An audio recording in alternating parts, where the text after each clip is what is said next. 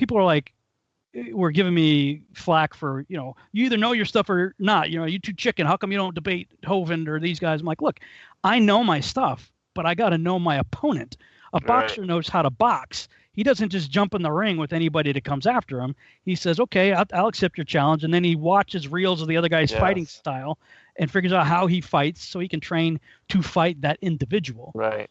And so that's kind of what I've got to take the next month to try to start doing with the Sungenis. And you're wise to do so, because he has done debates and he has brought forth some interesting queries which other people are not, for whatever reason, not able to answer, like the whole thing with the Southern Stars, which that's something you'll definitely want to make sure you know. All right, we'll be right back, everyone. All right, welcome back, everybody. And with regard to the Southern Stars, that this is an important topic for Sungenis, and one of the reasons why he accepts geocentricity but won't go to the point of embracing that the Earth is flat. But when I agreed to do the debate, well, this is what happened first. I'll give the listeners a little bit of history on what was going on with all this. First of all, I didn't want to debate anybody. I had no desire to do this. I mean, I'm thinking, what is it going to prove? People either have watched my stuff and accepted it or not. I mean, I've got almost 200 videos out there, countless blogs and web pages and radio shows, and it's like, look, take it or leave it. What more can I say that I haven't already said? And whoever my opponent has said what they're going to say. So what's the point, right? I mean, and what I've seen is it just gets into this pissing contest, and people are like, but, and it gets into this. I don't have the desire to get into any of that, and but then I got this email, I want to say it was in end of June, early July, from Kent Hovind's office saying, hey, Dr. Sungenis has just published a book, Flat Earth, Flat Wrong, which he graciously sent me a copy, PDF copy. And the book's like 730 pages, and I'm mentioned almost 200 times in it. I'm going, oh my God, this guy just wrote a 700-page hit piece on me, which at first was rather depressing. And then I thought, well, I guess I should be honored by that. I mean, that's. But I will say this: I was actually quite impressed. I haven't read certainly 700 and something pages. I've probably read 25 to 30% of the book, maybe, and skimmed through the rest of it. Just to get an idea of what he's talking about. But what I was impressed with was this guy actually did take the time to watch a lot of videos. It's evident he didn't watch all of them, at least of my collection, because he refers to some of my earlier material. And in my journey, I just made my entire journey public. Like, if you watch my 2015 videos, I'm not on the page yet. I'm very much going, hey guys, check this out, man. I don't know what to think about this, but man, this is interesting, and 16, by the time you get to June, July of 2016, I'm still calling myself a zetetic agnostic on the topic. And it wasn't until I got back from the Lake Michigan trip with Rick Hummer at the end of June, early July 2016, that's when I finally committed and said, okay, you know what, I'm just going to embrace this. And then you start seeing from really July 2016 to the present, I just become more increasingly dogmatic in my beliefs, just, getting more passionate about it. And he did watch some of those videos, but it's evident in some of his comments that he didn't read, or, the stuff that I wrote subsequent to that and the videos that I produced after. But he still made a considerable effort to not just look into my material, but Jaren's, yours, others. He cites a fair number of people's arguments, and of course gives a counter argument for it.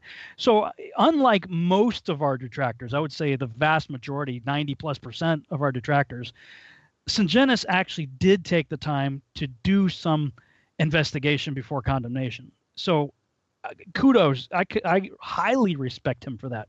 Unlike Hovind, who it is painfully obvious he's done zero research.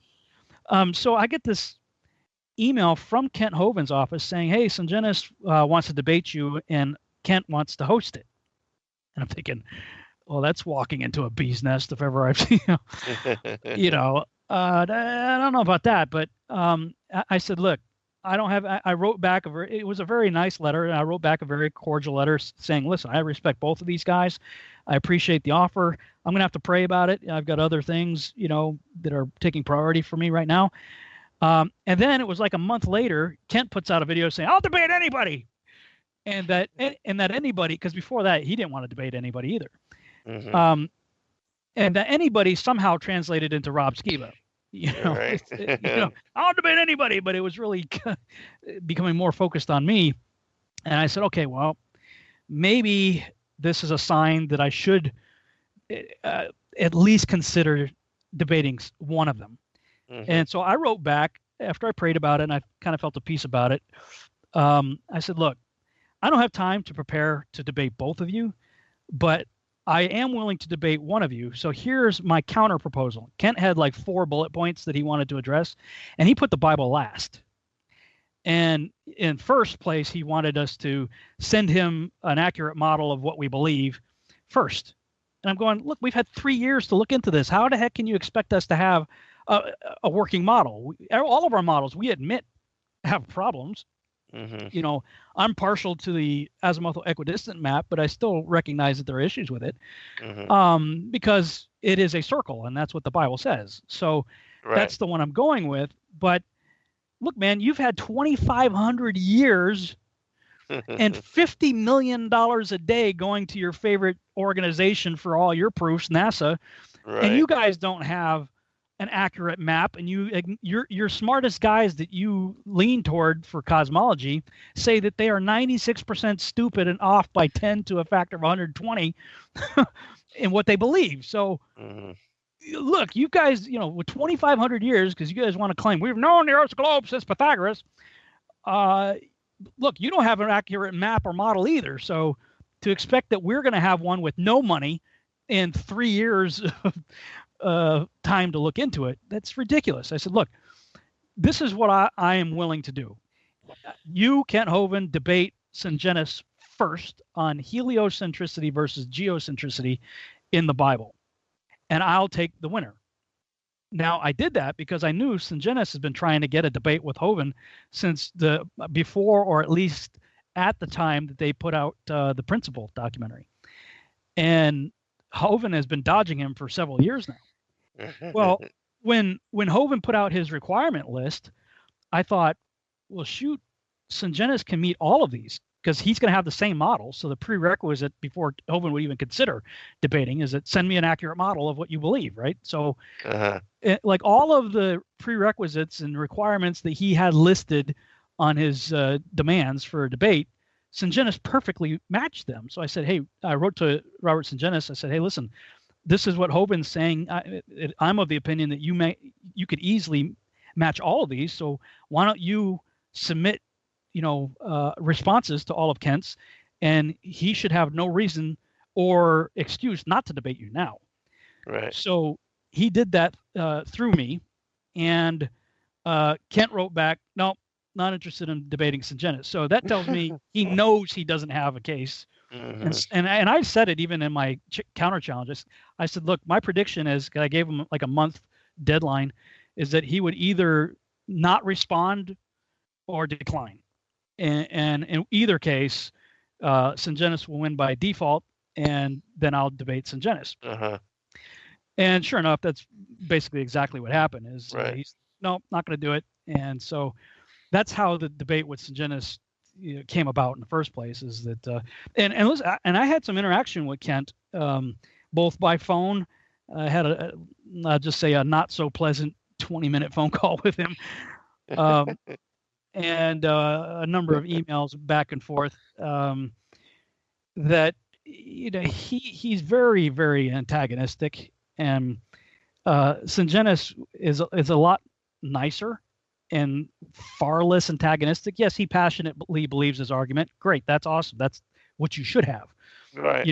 But he's not antagonistic and patronizing and condescending, and he's none of those things. He's much more of a gentleman, and I would rather debate that type of person, because look, I'm just as guilty of sarcasm in a lot of ways as Kent is, but I'm a reflective personality. It's like if you throw that energy at me, I'm going to reflect it back at you. Right. So, and I didn't want to do that. I respect Kent. He had a profound influence on my life growing up. I do love the guy. I have issues with his current position, but I didn't want to get into that kind of a pissing contest with him. And so I said, look, Kent, I agree with all of your demands. The only main thing that I want is to flip them. Put the Bible first. You've got the Bible last. Right. And he's like, no, he wasn't willing to change his demands, and he wasn't willing to debate Sungenis. So I'm like, okay, fine. Sungenis, on the other hand, was willing to debate anything. He's like, look, whatever you guys want. I just want to debate you. So I said, okay, here's what we're going to do. Defend your position from the Bible. Defend your cosmological worldview from the Bible. What does the Bible say about the shape and nature of the earth, circle or globe? Is it stationary, moving, heliocentric, or geocentric? And the nature of the firmament. Those are the only topics I'm willing to discuss. Mm-hmm. So if he goes to the argument of the southern pole stars, that's actually what's called a correlative based fallacy. It's moving the goalpost. It's when it's like it's raising the bar, moving the goalpost. The goal is, what's the shape of the earth? What's the shape of the firmament? All of a sudden, you want to talk about the luminaries. It's like, look, that's another debate topic, Right. Yeah, you're wise to do that. Because I've seen some good arguments on both sides, frankly, and I know that's one of his big proofs and sticking points. It's like, okay, dude, that's a luminary issue. I mean, if I was to be nailed down and somebody put a gun to my head and said, okay, what's going on with the pole stars? Yeah, the lens effect and all the stuff that you talk about is interesting. Yeah. But for me, once I realized from both scripture, the canonical text, as well as the book of Enoch, that the stars are sentient beings. Yeah. They're just, to me, they're just moving in a figure eight. Problem solved, in my mind. That's all I need. Like, I'm like, okay, there's a heavenly angel, Raguel, that's in charge of making sure they go where they're supposed to go and do what they're supposed to do, march in formation. So for 6 God days, they're told to march in a figure eight formation. Okay, that works for me, and those that don't come forth get locked up. Yeah, that's a great point there. In the book of Jude, where it talks about wandering stars that are reserved to judgment, I'm like, well, why does God need to judge a fireball? Why does God need to judge a gas ball or rock? If we're talking about planets and suns, planets going around suns, that doesn't make any sense. But if they're sentient beings that have wandered, and when you look into the Greek word that's used there, which is the word that we get planets from, planeos or planetes or something like planeo, it means deception, wandering from truth. So interesting. That was a huge one that right before the Canadian conference, I was looking into that, because when Yeshua says to the disciples, look, they ask him, hey, what's it going to be like in the last days? First he says is, let no man deceive you. Yes. That word there is planeo. Interesting. And it's the word used that we get planet from. So that's so interesting. So like when you say planet Earth, what you're saying is the wandering, deceptive Earth. Wow. So for me, I'm going, well, there's a reason that those particular heavenly luminaries are named after deities that the ancients used to worship. And then, okay, so I'm already tracking down this path, right? A line of thought. And then I go see Guardians of the Galaxy Part 2. And if you've seen the movie, the whole plot of the movie is the main bad guy is a planet. He's a sentient planet. Wow. Yeah, his name is Ego. He's played by Kurt Russell. And there's a scene where they show the planet that actually has a face on it, like it's a sentient being. But he can take the form of a human and visit other worlds and impregnate women, and he's Zeus. Wow. Yeah, totally. You should, if you haven't seen it, watch Guardians of the Galaxy Part 2. for all intents and purposes, it's the story of Zeus. Uh-huh. You know, just kind of stylized for a comic Right. action movie. But that is now for me what the Luminary is all about, and so much the more when you read the chapters of Enoch on the courses of the heavenly luminaries, Right. and specifically chapter, I believe it's chapter 80, when it talks about in the latter days that the sun and moon are going to be moved off their courses, and, weird things are going to happen, and people are going to take them as gods. Right. That's just that's pretty crazy. Mm-hmm. Yeah, and the whole thing with the stars being thrown down, cast down here to the earth as well. And the beast, the Antichrist, is going to throw down. Was it 10% of them or something like that? Mm-hmm. I forget. Yeah, and then opening the bottom, that being coming here and given the keys to the bottomless pit. Right. The Locust army released. I mean, a lot of supernatural weirdness associated to that. Well, yeah, and I'm sure you're getting the same thing. I get so many letters, emails, phone calls where people are saying, wow, this one topic has opened up the scriptures to me like nothing else.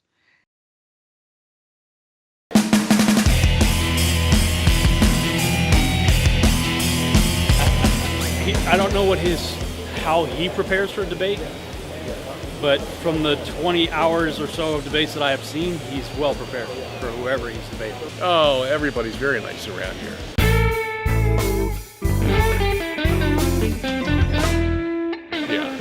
Yeah, I envy you guys. You got all the enthusiasm, you got smiles on your faces. Come on over outside and you can have the love too.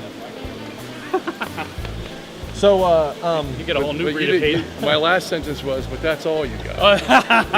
That's all you got. Oh yeah, that's all you need is love. Oh, okay. All you need is love. That's why you guys do so well. The very satellites that you say don't exist are the very satellites that give us the knowledge of the Earth is in the center of the universe. Obviously, I believe in satellites, so I'm not one of those guys. Well, see, I used to install satellites. Some of you guys, a few of you guys do, but most of you guys don't. I mean, when I listen to the videos, that's all I hear. Well, there are people who are like that. I'm not one of them. I used to install satellite dishes. I put that in my book about you. Yeah. That you believe in satellites. Yeah. I read that. I didn't finish your book. I bought half of it. About 300 something pages. Get some more time. Shoot, I was watching a movie too. Oh, were you? I had to cut it off because I. Look at this guy. Look at the confidence here. I'm up there going through my PowerPoint. He's like, "Yeah, I'm watching a movie." Talk about confidence, man. He comes into our venue. He's like chilling out watching a movie. Like this is nothing. I'm gonna smoke him, man. Why don't we go have a beer? I'm taking this guy down. Man. Well, if you guys could give a message to Hovind right now, together, offering. Take him on. To debate. What do you think? If you can't at least win the heliocentric debate, you've got nothing. I mean, for as much as Kent talks about other people and challenges them, I mean, come on. You should be able to at least win the heliocentric debate. If you can't even get that, you've got no chance going with the rest of it. All right, guys. Oh, so that was your strategy. It was, actually. It was.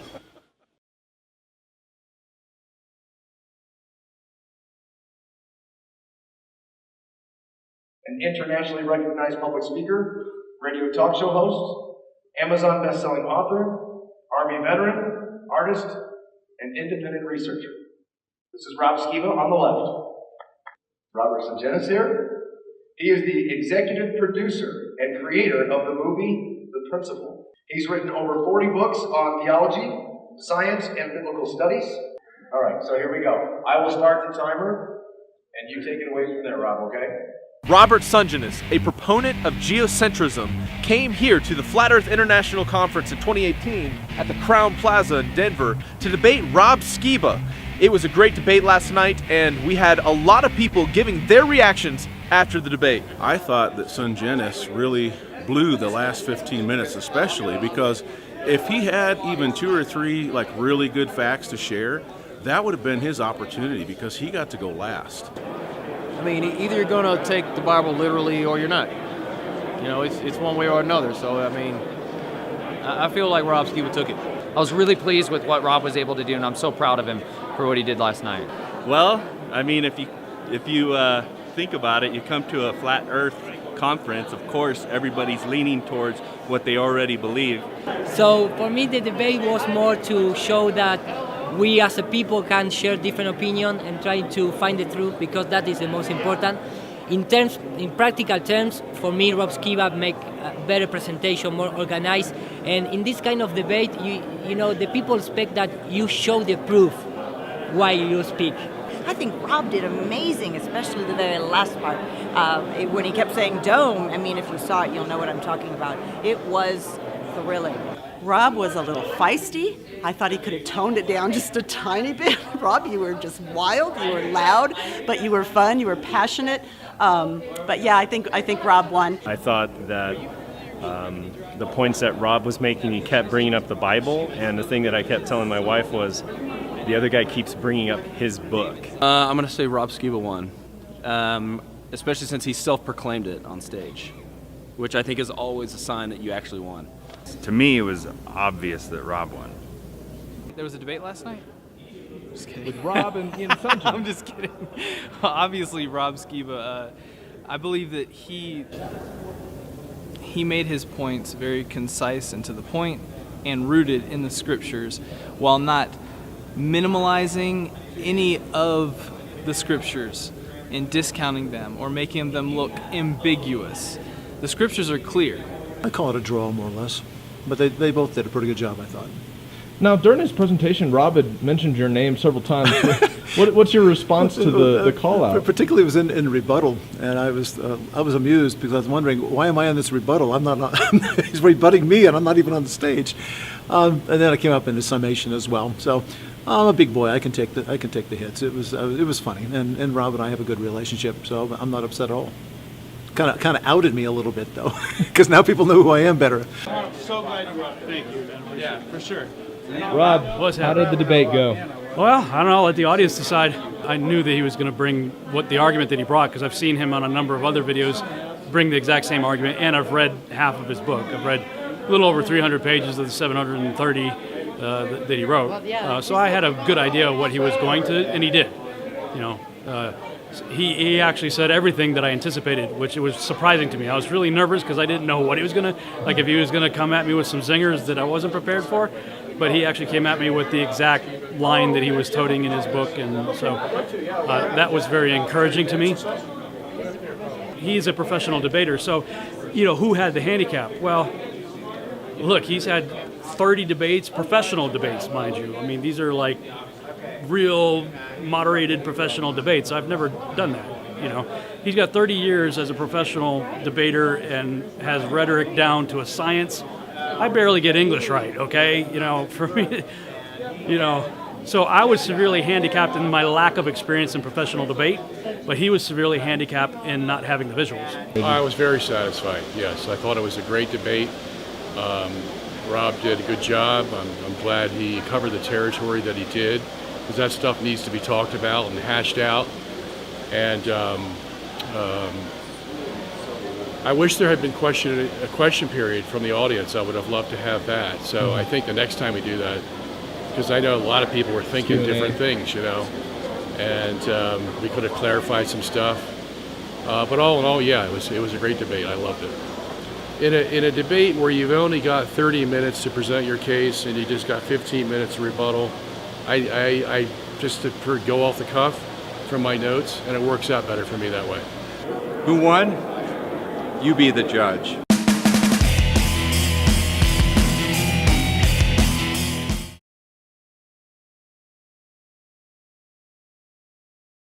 Thanks so much for watching. I hope you enjoyed this video presentation. If you did, please subscribe to my YouTube channel, like the video, and share it on your favorite social media sites. There's a lot more to come, so stay tuned and we'll see you back next time.